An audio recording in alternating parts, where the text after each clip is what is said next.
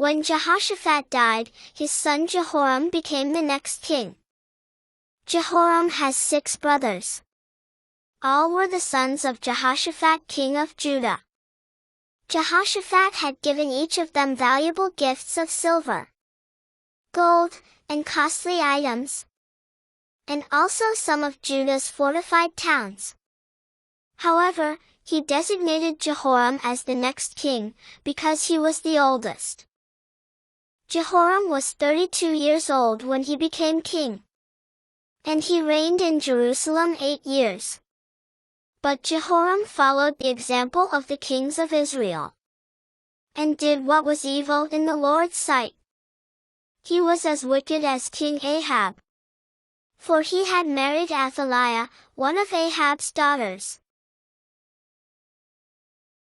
When Jehoram had taken over the kingdom of his father, and become solidly established as king, he killed all his brothers and some of the other leaders of Judah. During Jehoram's reign, the Edomites revolted against Judah, and crowned their own king. So Jehoram went out with his full army and all his chariots, to attack the town of Zaar. He and his army went out at night, and attacked them under cover of darkness. The Edomites surrounded him and his chariot commanders. But Jehoram's army deserted him and fled to their homes. Therefore, Edom has been independent from Judah to this day. Libnah, a Levitical city, also revolted about that same time. All this happened because Jehoram had abandoned the Lord, the God of his ancestors. He had built pagan shrines in the hill country of Judah, and had led the people of Jerusalem and Judah to give themselves to pagan gods, and to go astray.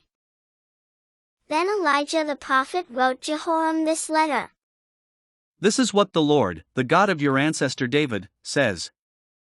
You have not followed the good example of your father, Jehoshaphat, or your grandfather King Asa of Judah. Instead, you have been as evil as the kings of Israel. You have led the people of Jerusalem and Judah to worship idols, just as King Ahab did in Israel. And you have even killed your own brothers, men who were better than you. So now the Lord is about to strike you, your people, your children, your wives, and all that is yours with a heavy blow. You yourself will suffer with a severe intestinal disease that will get worse each day until your bowels come out.